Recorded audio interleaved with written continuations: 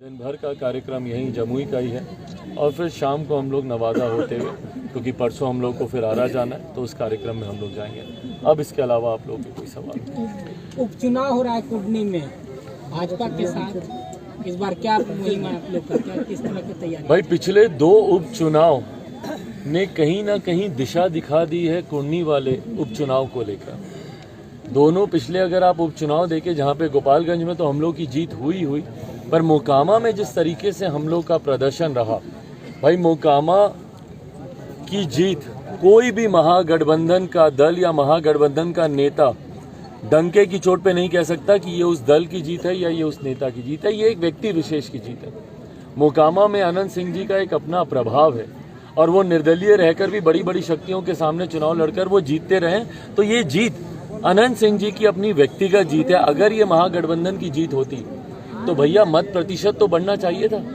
2020 के चुनाव में भी महागठबंधन को 78,000 वोट आया था, और वो भी तब जब उस वक्त नीतीश जी साथ में नहीं थे। और इस बार जो उपचुनाव हुए हैं इसमें भी महज 79,000, मतलब महज 700-800 वोट इनके बढ़े हैं। जबकि पिछली बार जब नीतीश कुमार जी एनडीए के साथ चुनाव लड़ रहे थे तो वहां पे 40,000 वोट आए थे। ये 40,000 वोट तो उधर जाना चाहिए था।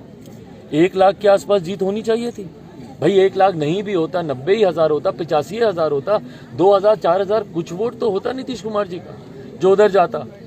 तो ऐसे में बिहार की जनता ने और मोकामा ने कहीं ना कहीं ये दर्पण तो दिखाई दिया कि मुख्यमंत्री नीतीश कुमार जी अपना जनाधार खो चुके हैं। उनके पास अब कोई वोट बचा नहीं है। इसीलिए ये मेरे विश्वास को बढ़ाता है कि कुर्नी में हम लोग की जीत और ज़्यादा बड़ी होगी, क्योंकि इस बार उपचुनाव में महागठबंधन की तरफ से जनता दल यूनाइटेड ही आ रही है। और ये जनता दल यूनाइटेड वही पार्टी है जिसके राष्ट्रीय अध्यक्ष को चिराग कुमार पासवान से डर लगता है। ये वही पार्टी है जो बार बार चिराग मॉडल का जिक्र करता है और गिनाते भुनाते बताते नहीं थकते हैं कि भैया चिराग मॉडल की वजह से हम लोग हार गए थे, चिराग मॉडल की वजह से हम लोग हार गए थे। तो भैया जिस चिराग ने आपको अकेले रहकर 2020 के चुनाव में 3रे नंबर की पार्टी बना दिया, आधे से ज़्यादा आपके प्रत्याशी चुनाव हार गए, तो ऐसे में तो इस बार एक उपचुनाव ही है और इस बार तो चिराग पासवान भारतीय जनता पार्टी के साथ है।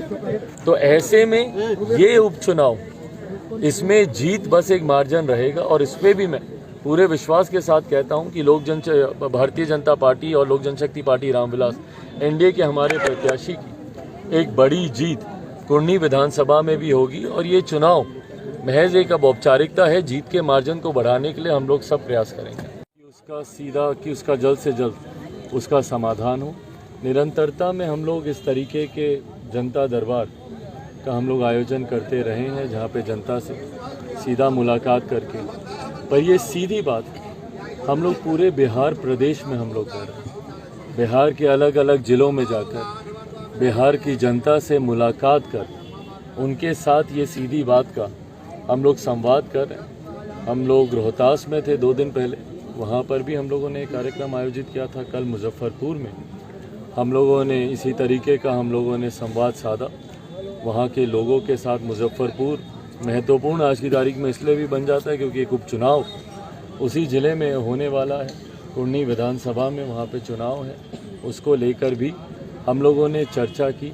हकीकत है कि आज की तारीख में जिस तरीके से बिहार के हालात बने हुए हैं, बिहार में जब से महागठबंधन की सरकार आई है, ये एक ऐसी सरकार है जो कि अपने अपने हितों को साधने के लिए बनी हुई सरकार है। भाई कोई ये नहीं कह सकता कि बिहार में कोई विकास के कार्य लंबित पड़े हुए थे इसलिए इस गठबंधन का होना ज़रूरी था। हकीकत है कि एक मुख्यमंत्री जो मुख्यमंत्री की कुर्सी पे बने रहना चाहते थे और डर था, उनको भय था कि संभवतः भारतीय जनता पार्टी कहीं कोई अपने नेता को उनकी जगह मुख्यमंत्री ना बना दे, इस डर से वो भागे हैं। इस डर से वो महागठबंधन में गए। और दूसरा एक ऐसा दल जो कि लंबे समय से सत्ता से बाहर था, उनको सत्ता में आना था, इसीलिए व्यक्तिगत महत्वाकांक्षाओं के लिए बनाया गया ये गठबंधन है। परिणाम स्वरूप बिहार की बदहाली पर आज की तारीख में ध्यान देने वाला कोई नहीं है। मुझे लगता है जल्द इसके ऊपर कोई कार्रवाई आगे होनी चाहिए। करना ये विभाग को है, केंद्र को है, पर मुझे लगता है जल्द इस पे भी कोई फैसला हो जाए। जमुई में एक समस्या काफी ज्यादा है, यहाँ पर बालू उठाव को लेकर लगातार आंदोलन हो रहा है। जिस तरीके से बालू उठाव यहाँ हो रहा है, जमुई का सौंदर्य खत्म होता जा रहा है इसमें। भाई ये ये सिर्फ जमुई की ही समस्या नहीं है, पूरे प्रदेश की समस्या है।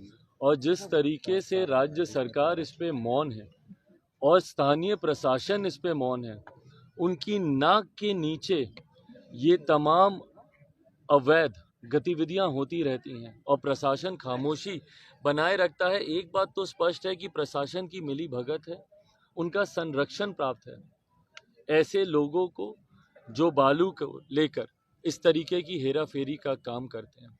ऐसे में कई बार हम लोगों ने बार बार स्थानीय प्रशासन को, राज्य सरकार को, और ये सिर्फ मैं जमुई जिले की ही बात नहीं कर रहा, विभिन्न और जिलों में आते जाते जहाँ पर भी इस तरीके की समस्या सामने आती है, हम लोगों ने स्थानीय प्रशासन, राज्य सरकार को इसकी जानकारी दी है। पर उसके बावजूद अगर राज्य सरकार खामोश है तो कहीं ना कहीं इसमें जो भ्रष्टाचार है, इसमें जो काला धन जिसका लेन देन होता है, उसमें कहीं ना कहीं संरक्षण ऊपर से प्राप्त है। राज्य सरकार के अधिकारी इसमें मिले हुए हैं, स्थानीय प्रशासन के लोग इसमें मिले हुए हैं। और इन तमाम विषयों को लेकर मैंने बिहार फर्स्ट बिहारी फर्स्ट में स्पष्ट तौर से मैंने कहा कि जिस दिन बिहार में बिहार फर्स्ट बिहारी फर्स्ट की सरकार आएगी, उस दिन इन तमाम विषयों की जांच होगी। ना सिर्फ इस बालू को लेकर बल्कि शराबबंदी को लेकर जिस तरीके से एक पैरेलल इकोनॉमी खड़ी कर दी। भाई चिराग पासवान तो सवाल उठाता ही था, अब तो आपके खुद के दल के लोग सवाल उठाने लग गए। जिस तरीके से इनके संसदीय बोर्ड के अध्यक्ष शराबबंदी पर सवाल उठाने लग गए हैं, कांग्रेस के लोग इस पे सवाल उठाने लग गए हैं। तो ये तमाम विषय भाई कहाँ जाता है वो ब्लैक मनी। शराब तो बिकती है तो सबको पता है, बल्कि होम डिलीवरी होती है, तो वो पैसा किसकी जेब में जाता है, किस राजनीतिक दल की जेब में जाता है, ये तमाम जांच के विषय हैं। 7 निश्चय अपने में एक जांच का विषय। तो ये बालू से लेकर शराबबंदी से लेकर 7 निश्चय से लेकर तमाम विषयों की जांच बिहार फर्स्ट बिहारी फर्स्ट की सरकार बनने के बाद हम लोग करेंगे और जो भी दोषी हैं कार्रवाई की जाए।